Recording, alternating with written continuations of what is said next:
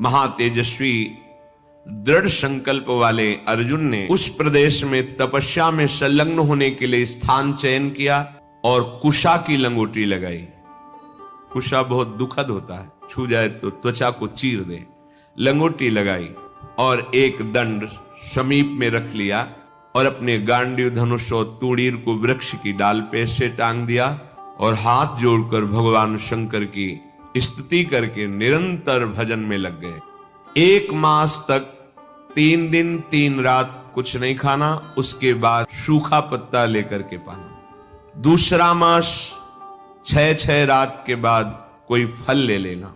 तीसरा महीना 15 दिन 15 रात व्यतीत होने के बाद एक बार कुछ फल ले लेना। चौथे महीने में केवल जल पीकर रहना, फिर जल भी छोड़कर केवल वायु श्वास बस।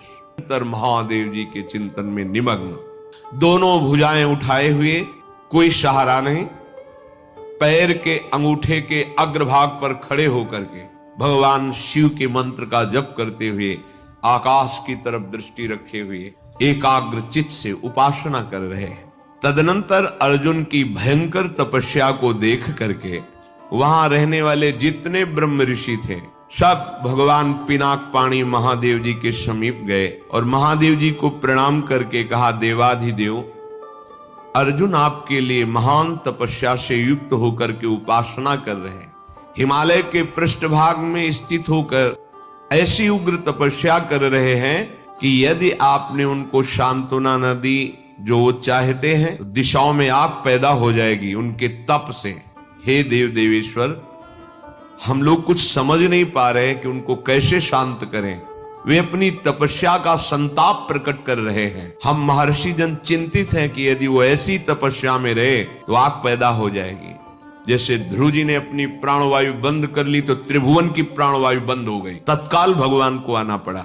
पवित्र चित्त वाले इन महर्षियों की जो सदा सबको सुख देने में तत्पर रहते हैं, उनकी बात सुनकर भगवान देवाधिदेव महादेव ने कहा, महर्षियों मुझे पता है, तुम विषाद मत करो। अर्जुन की तपस्या किसी को कष्ट देने के लिए नहीं है। अर्जुन के मन में जो संकल्प है वो मैं जान रहा हूं। वो किसी लोकांतर के भोग की इच्छा से तपस्या नहीं कर रहे हैं। उन्हें जो पाना है वो मैं प्रदान करूंगा। तुम सब शांत चित्त होकर अपने अपने भजन में लगो जाकर। भगवान शंकर का ये वचन सुनकर जितने ब्रह्मर्षि आए हुए थे सब प्रणाम करके अपनी अपनी कुटिया को गए।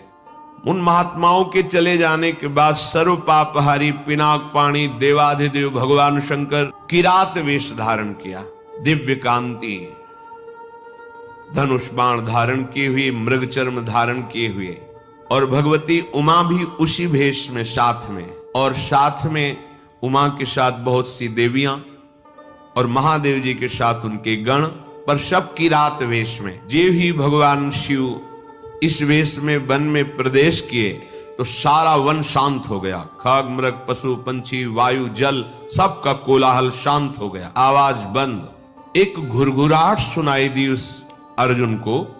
आकाश दृष्टि करके मंत्र जप कर रहे थे, दृष्टि घुमाई तो देखा है कोई विशाल सुअर उनको मारने के लिए तीव्र गति से आ रहा है। तत्काल अर्जुन ने अपने गांडीव धनुष को उठाया और प्रत्यंचा चढ़ाकर टंकार की, जिसकी ध्वनि उस शांत वन में गूंज गई। अर्जुन ने कहा, ऐ शुकर, मैं तपस्या में लगा हूं, किसी को कष्ट नहीं दे रहा हूं, फिर भी मुझे मारना पड़ेगा, क्योंकि तो बिना अपराध के मुझे मारने के लिए आ रहा है। सुदृढ़ धनुष वाले अर्जुन को प्रहार के लिए उद्यत देखकर किरात रूपधारी भगवान शिव ने सहसा रोका। ऐ वीर, इस शूकर को मैंने पहले शिकार रूप में निश्चित कर लिया है, तुम अपना बाण मत चला देना। परंतु अर्जुन ने किरात के वचन की अवहेलना करके तत्काल भयंकर बाण के द्वारा उस शूकर को बेध दिया। जैसे अर्जुन का बाण वैसे ही किरात वेशधारी भगवान शिव का बाण भी उसी जगह लगा। दोनों के छोड़े हुए बाण से सुवर्ण रूप त्याग करके मूक दानों विशाल पर्वत की तरह वो अपने असली स्वरूप में आकर प्राण त्याग कर गिर पड़ा।